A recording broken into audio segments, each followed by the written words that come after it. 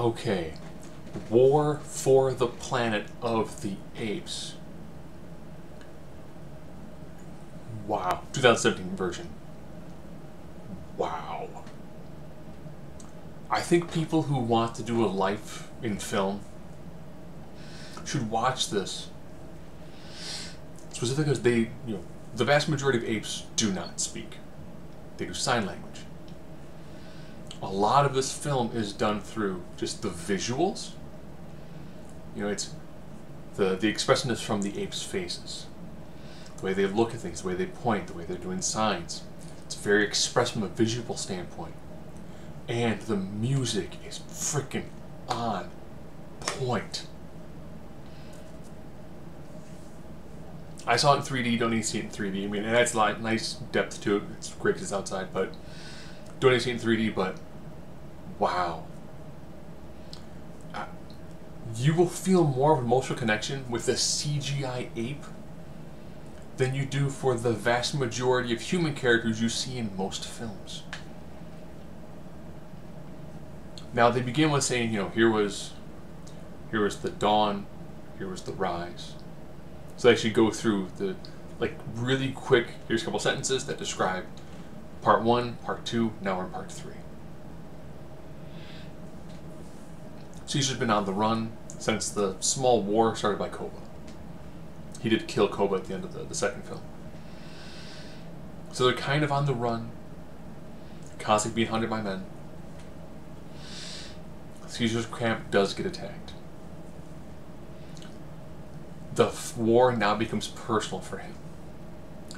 And in doing that, they actually hit 3 different styles of conflict.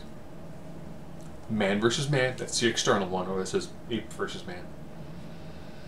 Man versus man, internal. Because as Caesar goes on his effectively his revenge path, he has dreams of Koba. The ape from the previous film who wanted revenge on the humans too, which led to the massive war. And they do a little bit of battling the elements. Because as they're going north, there's snow.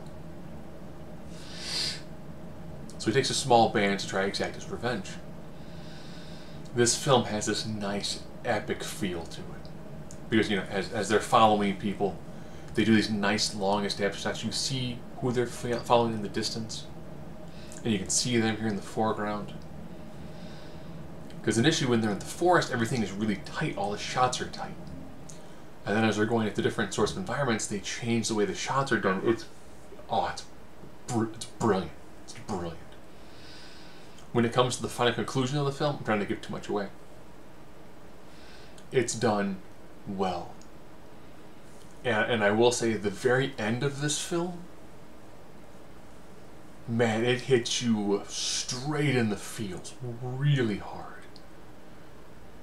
Andy Serkis, we never get to see him on screen, but wow, the character's come a long way from Andy Serkis being carried by James Franco. Super expressive. Apes are done beautifully in this.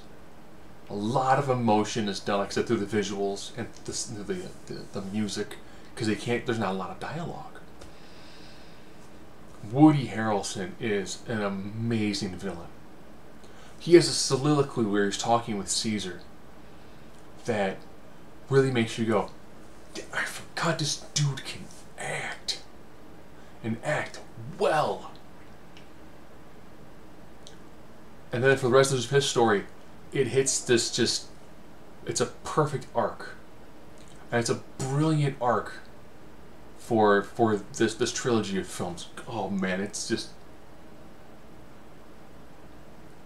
It's why you see films. Other plot holes there are, there's spots here and there where it's not the most perfect film of all time, but holy cow, see it.